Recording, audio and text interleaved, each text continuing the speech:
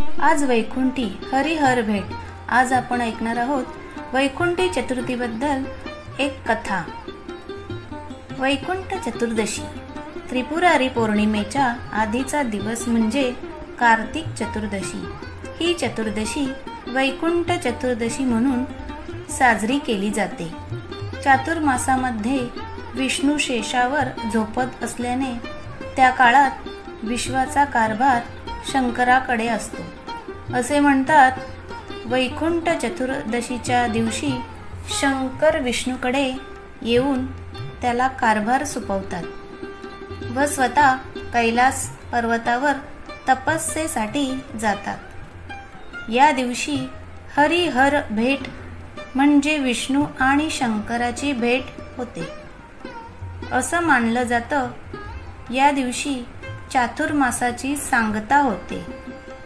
या दिवशी रात्री शंकराची 1008 किंवा 108 नावे घेऊन आणि विष्णूची सहस्त्र नावे घेऊन बेल आणि तुळस वाहून पूजा केली जाते।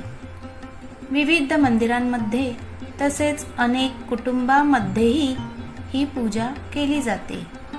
महाराष्ट्राबरोबरच उज्जैन, वाराणसी या शहरामध्ये मंदिरात सुद्धा हरिहर पूजा केली जाते। यंदा ही चतुर्दशी 14 नोव्हेंबरला साजरी केली जात आहे। ही पूजा मध्यरात्री केली जाते। वैकुंठ चतुर्दशी कथा आणि महत्त्व। पौराणिक कथेनुसार एकदा भगवान विष्णू यांनी काशी येथे महादेवाला 1000 कमळ वाहण्याचा संकल्प केला होता। यावेळी महादेवाने विष्णूची परीक्षा घेण्यासाठी या कमळातून एक कमळ कमी केले। यावर भगवान विष्णू यांनी आपले कमळासारखे डोळे अर्थात नयन अर्पण करण्याचा निर्धार केला।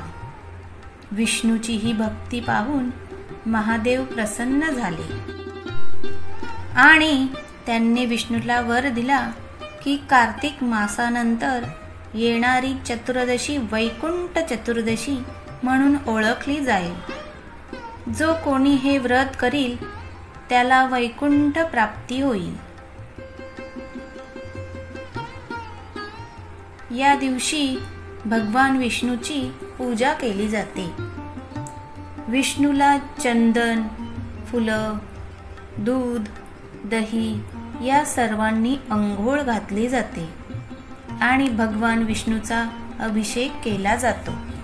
या दिवशी विष्णू नामस्मरण केले जातं। विष्णूला गोड नैवेद्य दाखवला जातो आणि त्यानंतर उपवास सोडला जातो।